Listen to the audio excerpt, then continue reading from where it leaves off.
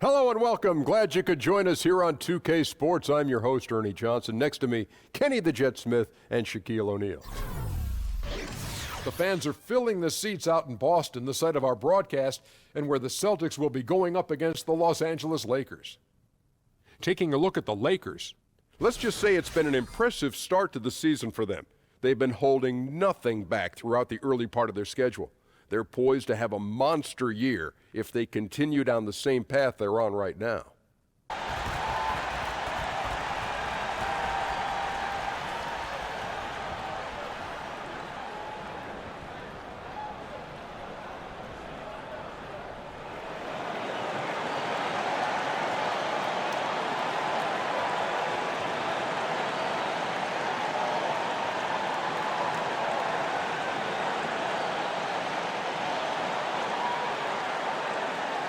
Kevin, we see some coaches get extremely emotional on the sideline. Others take a more even-keeled approach, more calm on the sideline. Which coaching style would you prefer to play for when you were in your prime? Doc will rip your head off if you wasn't supposed to. But you know what? You need to play with that edge. You needed to know that if you wasn't in your spot, 1 through 15, you understood that you were supposed to be there. And it's good to play with that. I think that you don't want to be out there playing like, this is no big deal. Every play is a big deal. And no play, absolutely.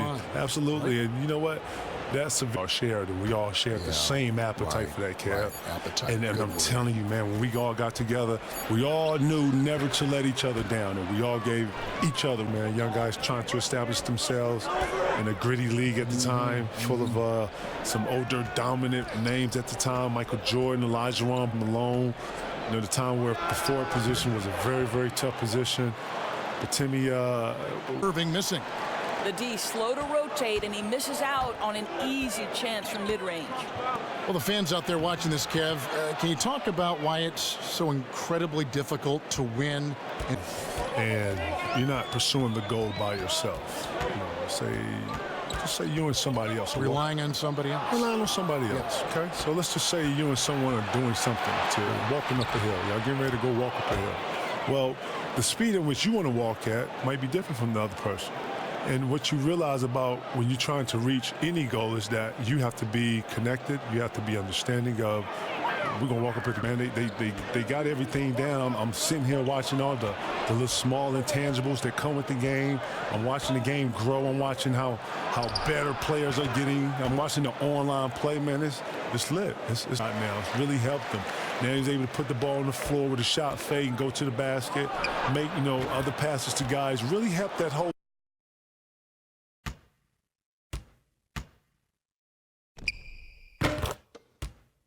to play and always wanting to practice. You're a gym rat. What did you do when a coach would ask you maybe to take a breather? Let's sit out this game. Let's rest up. Would you welcome that? Would you just say, I'll let you know when I can't go? I'm a person who understands that practice makes perfect. And if I can work on something for as long as I can to make something better, because I know at the end when I need it, especially when I dial, I used to call it dial up. When I call, I need the answer. You've got and turning around and then being that defender and being able to guard the post player or the post or whatever the post player was or whatever. Rashade Wallace was always a tough guard. Tim Duncan was always a tough guard. Zach Randolph was always a tough guard. Chris Webber. DeAndre Jordan. Yeah. What are your thoughts on all that? You know what? I like it. You know what it's going to do? Part of the strategy? It's going to put the strategy, and this is part of it. And you know what you got to do? It's going to make all those guys you just named work on their free throw. Because if any advantage that you have in the game, coaches are going to expose it. Coaches are going to be very, very keen on the small ball. So I think in today's game, you got to be able to shoot the three now and be able to handle the ball and put the ball on the floor and make decisions. So it shows that the game is transforming. And there's the 3-second call, this one on the defense. And when you watch Marcus Smart, you can see just how strong he can be on the defensive end. Why do you think, KG, he is such an impactful defender? Marcus Smart, he rarely gambles. If you watch him play defense, he's very solid. He takes up space. When these point guards now, they want to be able to have space to be able to create. He gives you one direction. You know what? Anticipates well. Hey. And they are absolutely stroking it from beyond the arc. And Kevin, there was such a whirlwind around your trade to the Celtics from the Timberwolves. What were your thoughts and emotions at that time? Man, you know what? Being in Minnesota at that time, it was very difficult. You have to embrace some change. So with the help of my friends from Chauncey Billups, Teron Looyh, I sat and I thought through it with those guys who have been through the trade process and talking to me and getting me to understand my options. And the first half comes to a close. We've got a close game going on here. Lakers ahead, leading by a point. The Lakers did not hesitate to set the pace. An exceptional game plan helped them open with a 12-4 run. After a well-executed first quarter, they held the lead by 11. Heading into the second quarter, the wheels started to fall off the cart as they were outscored by a healthy margin, but were still able to limp into halftime nursing a 1-point lead. And let's get your thoughts, Kenny, on the Lakers. Well, one place they had the edge was on the offensive boards. They converted those extra possessions into points. Nothing is more demoralizing to a defense than forcing a miss and then giving up a second attempt. The offensive glass is going to pay big dividends for them.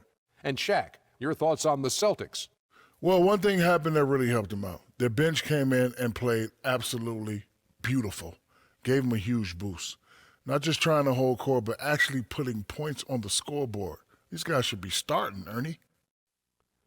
And that is just about going to wrap it up as the second half is moments away. Down to Kevin Harlan and the rest of the crew.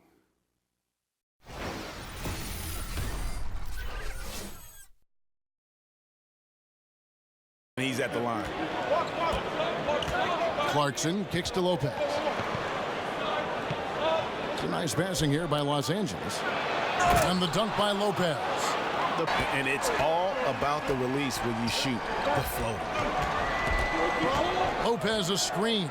Here's Davis. Nice teamwork to set up the pick play and make the space for the J. Fourth quarter of play, and we're about 2.5 minutes through it right now. Ball with the rebound. Not sure what the D was doing there. Clearly a breakdown. You can ill afford to give a guy like him that good a look. And when Ball has the ball, it's in good hands. The intensity when it matters most. Yeah, he's really calm in these situations. Simply takes his time in tight spots. You got to be patient, and he is playing to his strengths. Here's Lopez, following the basket by Kyrie Irving. Just because Lopez is a big paint, well, listless and lifeless at the defensive end. I mean, especially inside. They've really got to pick up that interior defense. Here's Kuzma. And Nance, now atop the key. And the jam by Larry Nance. Oh, an aggressive move and fantastic finish. Trying to send a message with that slam, I think. Rebound the Lakers. Davis has got rebound number 8 now on the night. Tell you what, Kevin, it would be helpful if he would start to contribute a little more on offense, because when he's missing, it makes it really hard for this team. A steal. On the wing, Davis launches a 3, and the 3 ball is good. Oh, great ball movement there. Here's Kuzma, defended by Hayward. Ball kicks to DJ. No, boy, a lot of contact there, but he gets the call and will shoot 2. It goes on Jason Tatum. All right, well, a look at how the points have been generated so far. A scoring breakdown for the Lakers. So far, they've turned in a fantastic performance from the three-point line. It's been a weapon all game. Yeah, but I also like the balance because they're doing a great job of getting inside and converting around the rim. I really like their aggressiveness. And that one falls for Davis. And how unique is this situation for the Celtics? I mean, one of the best teams in the league, and yet at the same time still drafting top picks. You know, the after effects of a trade with the Nets that quite honestly will go down. Another miss by Irving. And they've got a big lead, not just on the scoreboard, but really in the rebounding numbers as well. And what I like about it, Greg, it's been a physical brand of basketball. It's had a little sandpaper element to it, gritty and rough, but that's how you win games. And at the off, he racks up. That one misses. Yeah, I like that they haven't lost their aggressiveness here in the second, despite being down. That's exactly when you need to be aggressive, Greg. You know that. I mean,